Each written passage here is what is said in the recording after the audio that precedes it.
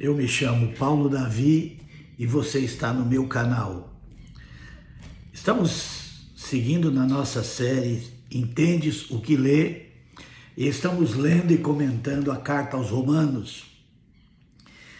E essa carta, conhecida como Evangelho de Paulo, nós chegamos no capítulo 11 e esse capítulo fala sobre o futuro de Israel. Paulo vai explicar como é que ficou a situação do povo de Deus, aquele povo que recebeu as promessas, né? O povo a qual pertenciam os patriarcas. E vamos ler e comentar e tentar entender essa questão que às vezes é muito mal entendida, né? Romanos capítulo 11. Então eu pergunto, será que Deus rejeitou o seu próprio povo? É claro que não. Eu mesmo sou israelita, descendente de Abraão e membro da tribo de Benjamim. Deus não rejeitou o seu povo que ele havia escolhido desde o princípio. Vocês sabem muito bem o que as Escrituras Sagradas dizem, naquele trecho em que Elias acusa o povo de Israel diante de Deus. Elias diz assim: Senhor, eles mataram os teus profetas e destruíram os teus altares. Eu sou o único que sobrou e eles estão querendo me matar. O que foi que Deus disse a ele? Ele disse: eu guardei para mim 7.000 homens que não adoraram o Deus Baal.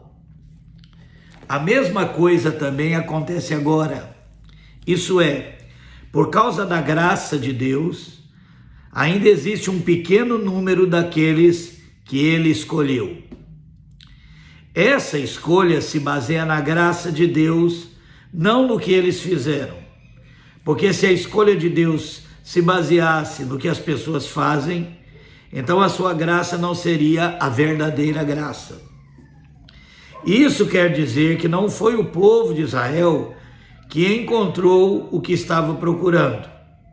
Quem encontrou foi apenas um pequeno grupo que Deus escolheu. Os outros não quiseram ouvir o chamado de Deus. Eu acho tão interessante as Escrituras, porque lendo a Escritura, a gente começa a entender algumas coisas com mais clareza. Por exemplo, isso que é dito aqui no versículo 7 explica o critério de Deus ao escolher as pessoas. Não é uma coisa aleatória, não é que Deus resolve fazer assim, como muitos ensinam e acreditam, né? Os calvinistas, por exemplo, especialmente os ultra-calvinistas, eles dizem que todos são igualmente pecadores e Deus salva por algo que está relacionado à sua própria escolha. O que eles querem dizer é que se não é por alguma coisa que existe no nosso coração, porque é assim que eles entendem essa ideia da corrupção do pecado, é uma escolha aleatória. Deus resolve salvar alguns e elege alguns e outros ele rejeita. Mas isso não faz muito sentido, especialmente quando nós lemos com cuidado as Escrituras. Veja o que diz o verso 7. Isso quer dizer que não foi o povo de Israel que encontrou o que estava procurando. Quem encontrou foi apenas um pequeno grupo que Deus escolheu. Então, a coisa não tem a ver com a procura. Não é algo que nasce em nós. Não existe tal coisa de que existem entre a humanidade os que procuram a Deus e os que não procuram. Não. Na verdade, segundo as Escrituras, ninguém busca realmente a Deus. Quando se busca a Deus, atrás do seu favor. Então não tem a ver com essa busca, né? os outros não quiseram ouvir o chamado de Deus. Para mim aqui está a diferença e o que explica por que que Deus elegeu alguns, por que que Deus escolheu alguns, por que que Deus tem os seus chamados eleitos. E tem muito a ver com o que está escrito aqui. Os outros não quiseram ouvir o chamado de Deus. Na verdade, é Deus que busca o homem. Mas alguns, ou talvez muitos, não querem ouvir o seu chamado. Deus continua, como lá no Jardim do Éden, perguntando: Adão, onde estás? Deus continua buscando os homens. Mas quem ele elege são justamente os que ouvem a sua palavra e respondem com fé. E essa eleição acontece antes da fundação do mundo, porque Deus é onisciente, Ele sabe todas as coisas, inclusive Ele sabe sobre o último homem que vai nascer na terra ainda. Ele sabe tudo. E Ele sabe também, sabia, né? Ou sabe, porque Deus vive no eterno agora, aqueles que hão de crer. E é a esses que Ele elege. Não é uma iniciativa humana crer. Isso tem que ficar muito claro para nós. É uma resposta ao chamado de Deus. É uma resposta à graça de Deus. E isso faz toda a diferença. E isso faz muito sentido no nosso entendimento e naquilo que nós entendemos de Deus, que Ele enviou Jesus para morrer por todos, que Ele ama a todos, mas é um fato que nem todos respondem ao seu chamado. Deus, agora olha o que diz aqui, como dizem as Escrituras Sagradas, final do verso 7, Deus endureceu o coração e a mente deles, deu-lhes olhos que não podem ver e ouvidos que não podem ouvir até o dia de hoje. Ou seja, aqueles que não ouviram e não ouvem até hoje o chamado de Deus, Deus endurece o coração deles. E esse é um fato. Ou pelo menos até os dias que Paulo estava falando. E Davi disse que nas suas festas eles não sejam apanhados e enganados, que eles caiam e sejam castigados. Ó Deus, faze com que eles fiquem cegos e que fiquem sempre curvados debaixo do peso de suas dificuldades. Como é que funciona esse endurecimento? Até hoje, os judeus, quando leem as Escrituras, quando leem os profetas, quando ouvem falar da história de Jesus, o coração deles é duro e eles não entendem, eles não conseguem enxergar, eles não conseguem ver. E eles não conseguem ver porque, ainda que vissem, eles não creriam. Essa é uma situação muito difícil, porque não é uma questão apenas intelectual, ainda que Deus tenha endurecido a mente deles. Quando eles leem as Escrituras, eles não conseguem enxergar, eles não conseguem ver. Mas essa questão deles não conseguir ver tem a ver com o endurecimento de Deus. Mas esse endurecimento não tem nada a ver com crer. Ao contrário, esse endurecimento vem justamente sobre aqueles que não creem. Jesus fez muitos milagres quando esteve na terra. Os fariseus viam, os fariseus inclusive ficaram sabendo que ele ressuscitou, mas eles não queriam crer, porque a posição que eles tinham de líderes, de pastores, de condutores espirituais do povo de Deus, eles prezavam muito isso, essa posição de comando, esse poder que eles tinham.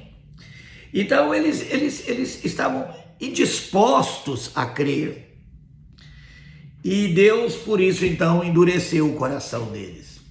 É muito importante que nós entendamos isso.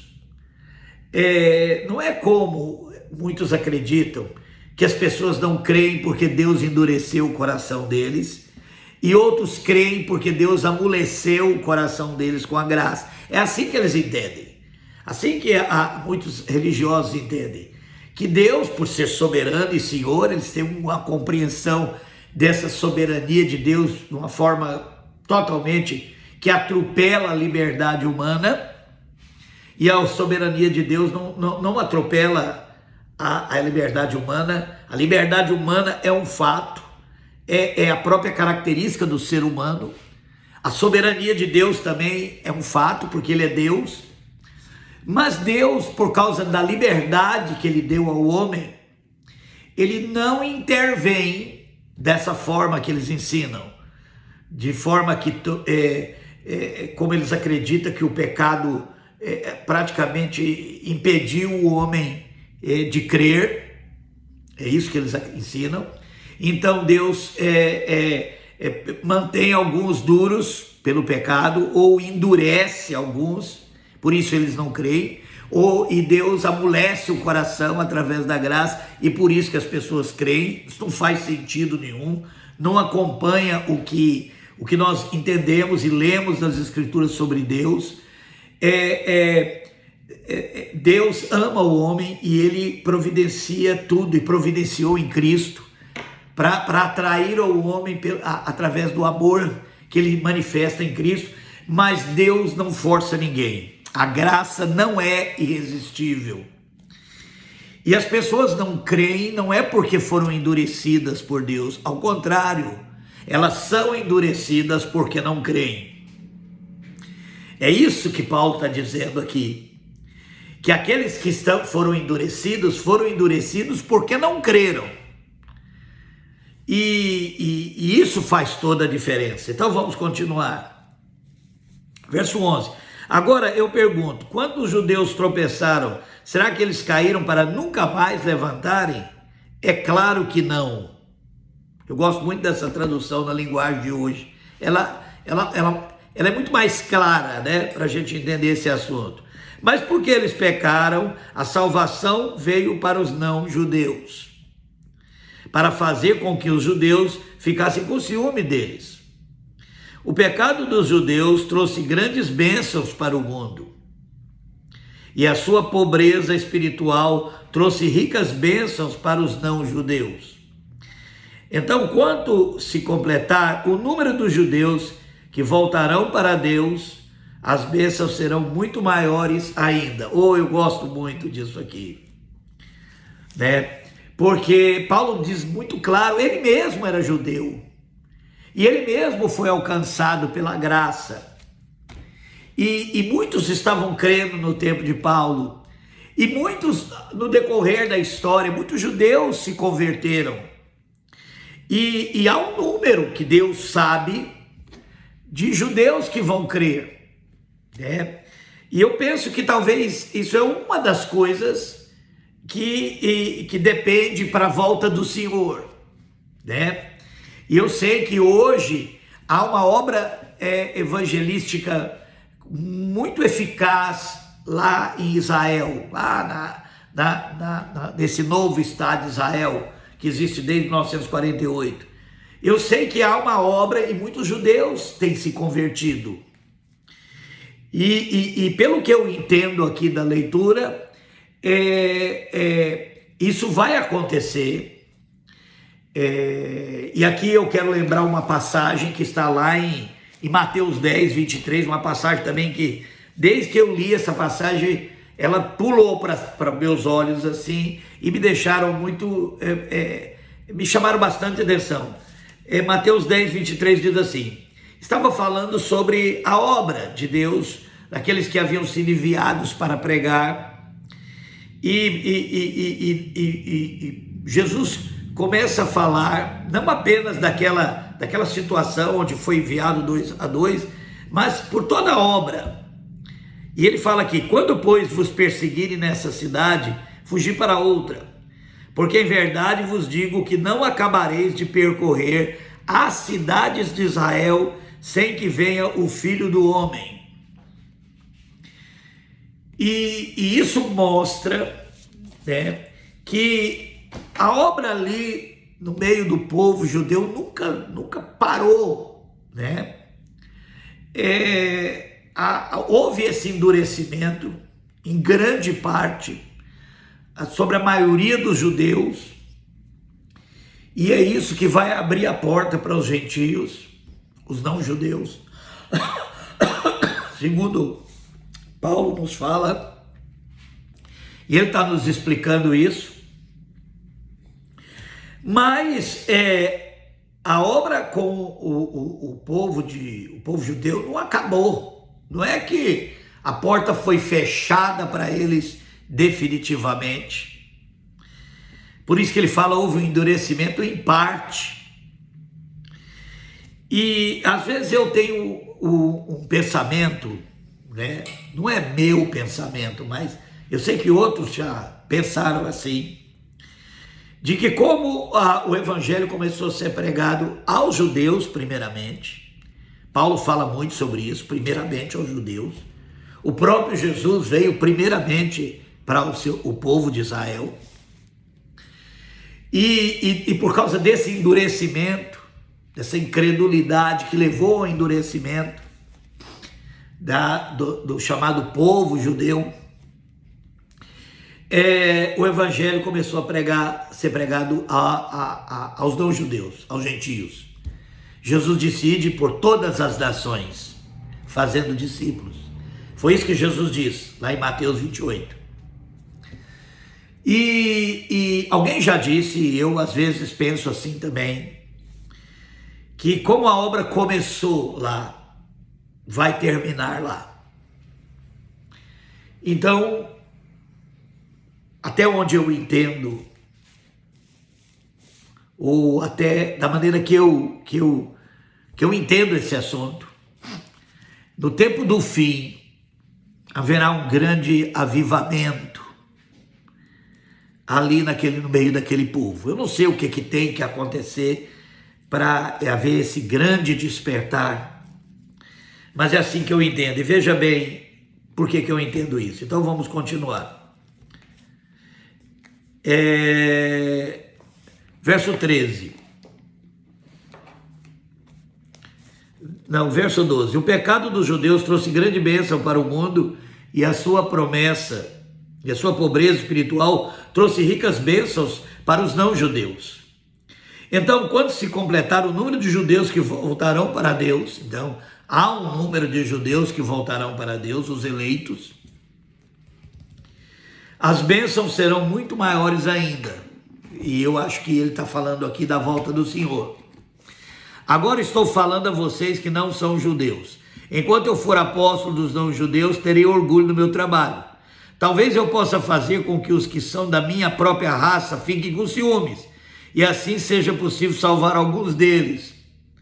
Então talvez o ciúme abra o coração desses judeus, né? Amoleça o coração deles.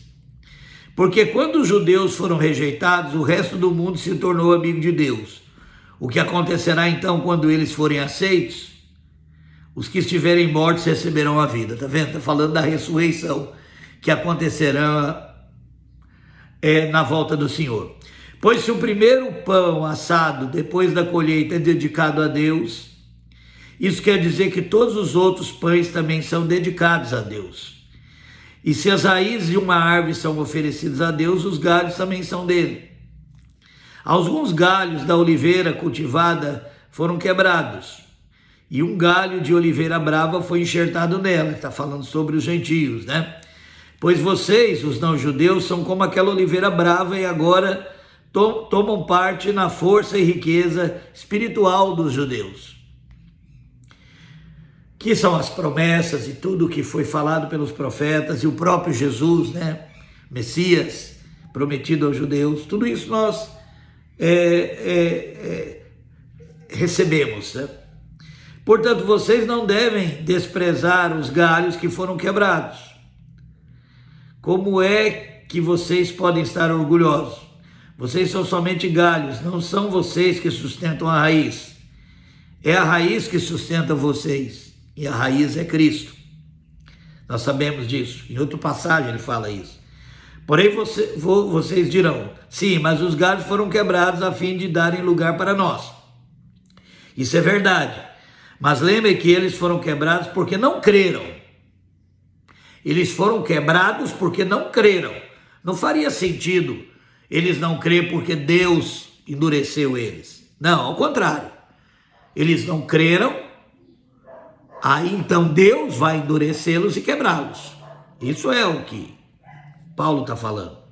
No entanto, vocês continuam na oliveira porque creem. E não tenham orgulho disso. Pelo contrário, tenham medo. Se Deus não deixou de castigar os judeus que são como galhos naturais, vocês acham que ele vai deixar de castigar vocês? Vejam como Deus é bom e também é duro. Ele é duro para os que caíram e bom para vocês, se continuarem sempre confiando na bondade dele. Senão vocês também serão cortados. E se os judeus abandonam a sua descrença, serão enxertados na oliveira cultivada, pois Deus pode enxertá-los de novo. Vocês, os não-judeus, são como aquele galho de oliveira brava que foi cortado e enxertado contra a natureza, da oliveira cultivada. Os judeus são como essa oliveira cultivada. Portanto, para Deus será muito mais fácil enxertar de novo na própria árvore deles esses galhos quebrados. Meus irmãos, quero que vocês conheçam uma verdade secreta, para que, em outra passagem, fala o mistério, para que não pensem que são muito sábios. A verdade é esta: a teimosia do povo de Israel não durará para sempre. Olha que coisa interessante. Mas somente até que o número completo de não-judeus venha para Deus. Então existem os eleitos entre os gentios, e vai chegar um dia onde o último gentio vai se converter. E eu estou falando de conversão de verdade. Eu não estou falando de aderir à religião cristã. Isso é o cristianismo, é isso, né? O cristianismo é uma religião, muitas vezes, mais de prosélitos, gente convertida ao cristianismo, do que realmente gente que se converteu a Cristo e se tornou uma nova criatura. Mas aqui diz, né, quando o último gentio se converter, aí vai haver o cumprimento da promessa de Deus. É assim que todo o povo de Israel será salvo, como dizem as Escrituras Sagradas.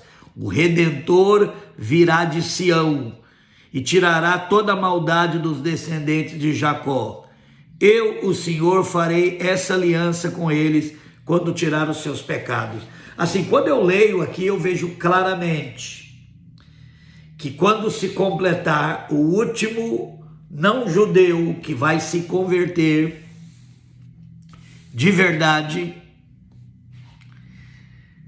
e volto a fazer uma diferença entre aderir ao cristianismo, converter a uma religião, passar para crente, se tornar evangélico ou católico, nada disso é sinônimo de conversão a Cristo, nascer de novo. Quando o último gentio se converter, então se vai se cumprir, Deus vai se voltar novamente e o evangelho será pregado com muito poder e graça àquele povo. Eu não sei se vai ser dessa forma, assim, tipo, como eu estou falando, o último gentio, e aí sim vai começar.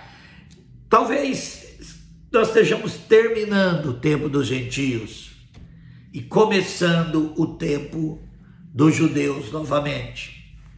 Não precisa ser uma coisa assim, muito radical, mas talvez agora estejamos terminando o tempo dos gentios e os últimos gentios estejam se convertendo e começando uma obra lá.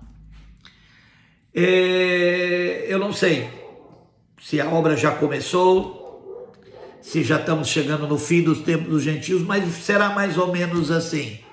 Eu sei que haverá um tempo antes da volta do Senhor que o evangelho será pregado para aquele povo e um avivamento irá acontecer e eles vão se converter a Cristo. O Redentor virá de Sião e tirará toda a maldade dos descendentes de Jacó. Eu, o Senhor, farei essa aliança com eles, quando tirar os seus pecados. Os judeus rejeitaram o evangelho e por isso são inimigos de Deus, para o bem de vocês, os não-judeus. Mas pela escolha de Deus eles são amigos dele por causa dos patriarcas. Porque Deus não muda a ideia a respeito de quem ele escolhe e abençoa. Mas no passado, vocês que não são judeus, desconheceram a Deus. Porém, agora vocês receberam a misericórdia de Deus por causa da descendência dos judeus. Assim, por causa da misericórdia que vocês receberam, os judeus agora desobedecem a Deus para que eles também possam receber agora a misericórdia dele. Pois Deus faz com que todos se tornassem prisioneiros da desobediência, a fim de mostrar a misericórdia a todos. Aquilo que foi falado, né? E como eles não creram, Deus os endureceu.